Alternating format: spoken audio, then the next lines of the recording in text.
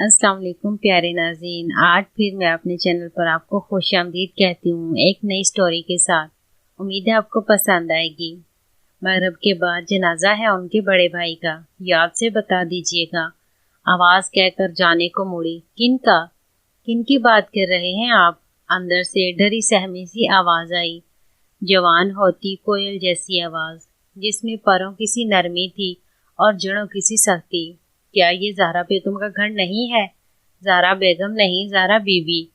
उसका ही घर है, लेकिन आप किसकी बात कर रहे हैं?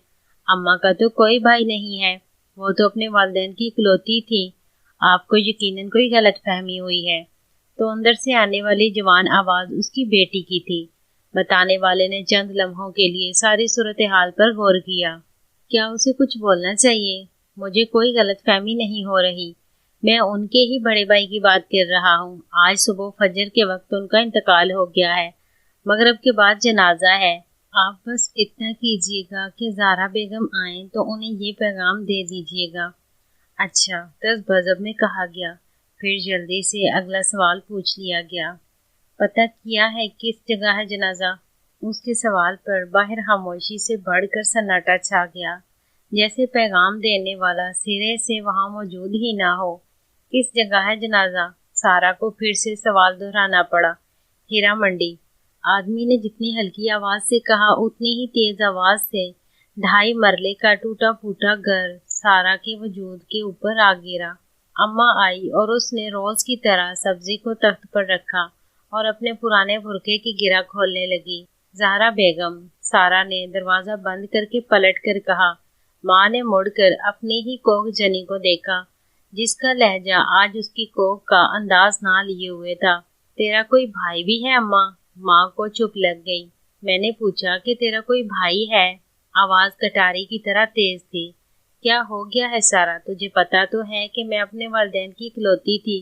तो फिर वो जो हीरा मंडी में मर गया है, वो कौन है? माँ के चेहरे के सारे सफेद रंग का फुरी पड़ गए। किसने कहा तुझसे? एक आदमी आया था, कहने लगा कि ज़हरा बेगम आए तो ये पैगाम दे देना उन्हें। बेगम पर खास जोर देकर कहा था उसने। बूढ़ी माँ को पहले तो यकीन ही ना आया, और जब आया तो तेजी से पलटी दरवाजे की तरफ और आंसू मिली आवाज में चिल्लाई, वीरे। लेकिन दरवाजे पर पहुंचकर वो वहां ही साकत हो गई। सारा ने दरवाजे पर ताला डाल रखा था। शक की चाबी देसी ताले में डालकर जहन के सारे कुआड़ बंद कर लिए गए थे। अब जंग जो उतरा था तो खून का जरा जरा फड़फड़ा रहा था। क्या थी तू माँ? क्या है तू माँ? इतना बड़ा धोखा, इतना बड़ा फरेब। तू तवाइफ ज़ादी है। उसे इस बात की परवाह नहीं थी कि उस तवाइफ ज़ादी का भाई आज ही मर गया है। वो तो बस ये सोच रही थी कि उसकी इज्जत का जनाजा आज निकल गया है। बोल अम्मा। हाँ, माँ ने वो एतराफ़ कर लिया जो वो सालों से छुपाती आ रही थी।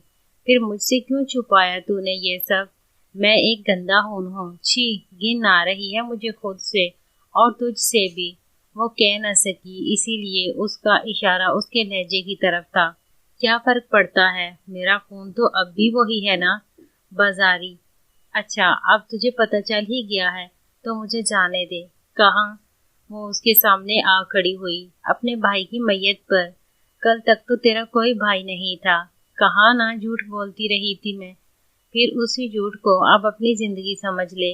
मेरी जिंदगी में तो तू वहां जाने से रही। ऐसे क्यों कह रही है सारा? वो मेरा भाई नहीं, मेरा बाप था। पाला है उसने मुझे। फिर सोच ले, पालने वाले के पास जाना है या उसके पास रहना है जिसको तूने पाला है?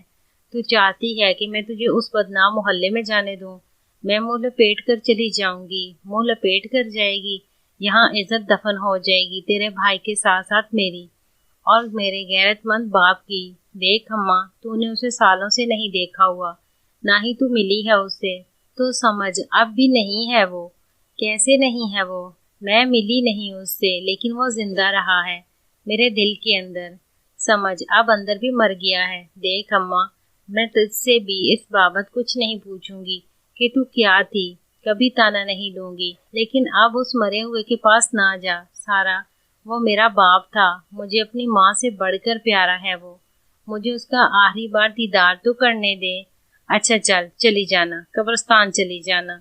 वहां जाकर चेहरा देख लेना उसका, कब्रिस्तान जाकर।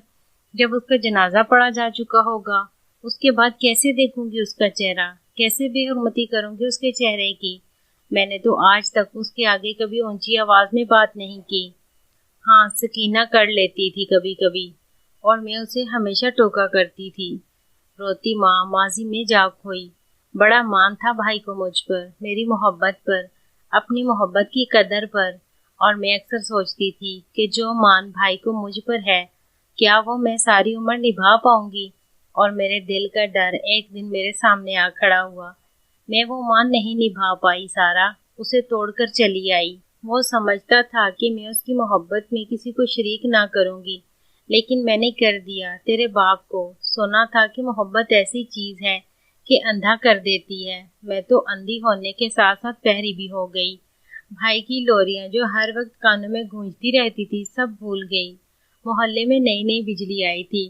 भाई का दोस्त यारो हमारे घर बिजली का मीटर लगाने आया था। घर में रोशनी करते करते वो मेरी आंखों में अंधेरा कर गया। भाई ने मुझे कभी न रोका उससे मिलने से। वो जानता था कि मैं उसको छोड़कर कहीं जा ही नहीं सकती, लेकिन मैं चली आई। जिस रात में जेवरात की पोटली संभाले अपने घर से यावर के साथ भाग रही थी, आयन उसी वक्त भाई के कमरे का दरवाजा खटाक से खुला और फिर अपने आप ही बंद हो गया था। बत्ती जली थी और फिर बुझा दी गई थी। मुझे यकीन है कि भाई ने मुझे घर से भागते हुए देख लिया था और वो खुद ही छुप गया था। उसने घर की सारी बत्तियां बंद कर दी थी ताकि कोई मुझे ये नकब लगाते हुए देख न सके। यारों का हाथ मेरे हाथ में ना होता तो मैं तो जमीन में ही गिर चुकी होती, वहां ही जैसे आज गिर गई हूँ। मैंने वापस जाना चाहा, लेकिन यारों ने मुझे जाने ना दिया और मरते वक्त भी वादा ले लिया कि मैं कभी दोबारा अपने घर ना जाऊंगी। तो अब क्यों वो वादा तोड़ रही है? क्योंकि मैं खुद टूट चुकी हूँ। यावर ने भाई की जिंदगी का वादा लिया था, अब तो वो मर चुका है। हाय, कैसे कैसे एहसान है उसके इस घर पर। मेरी पाजेबें आज भी 3 बार वो ही खरीद चुका है। ये घर भी सस्ते में उसने दिलवाया, बाकी के पैसे उसने अदा किए। समझता है कि मुझे कुछ पता नहीं, जबकि मुझे सब मालूम है। मुझे जाने दे सारा, मुझे जाने दे। गुनाह का ताल्लुक नफ्स से तो हो सकता है, लेकिन रिश्ते से नहीं। यही बात मैं आखिरी दम तक यावर को भी समझाती रही थी। खुदा के लिए तू तो समझ जा। मैं नहीं समझूंगी अम्मा, मैं नहीं समझूंगी। मेरे अंदर मेरे गैरतमंद बाप का खून है। मैं तुझे कैसे जाने दे सकती हूँ? इस बात की ही लाज रख ले कि हमारी गुर्बत को वो कितनी बार खरीद चुका है। मैंने उसकी मोहब्बत का मान तोड़ा, लेकिन वो अपनी मोहब्बत के मान मरते दम तक निभाता रहा। मैं उसकी रूह का मान नहीं तोड़ूंगी। देख सारा, मगरिब होने वाली है, जनाजे का वक्त करीब आ चुका है, और अगर मैं ना जाने दूं तो जाऊंगी तो मैं जरूर, और आज हर हाल में अपने भाई से मिलूंगी। फिर घर वापस आकर मेरा जनाजा पढ़ने की तैयारी कर लेना, क्योंकि अगर तू वहां गई तो मैं खुद पर तेल छिड़क कर खुद को आग लगा लूंगी। शाम रफ्ता रफ्ता सरकने लगी थी। दोनों एक दूसरे को देख रही थी।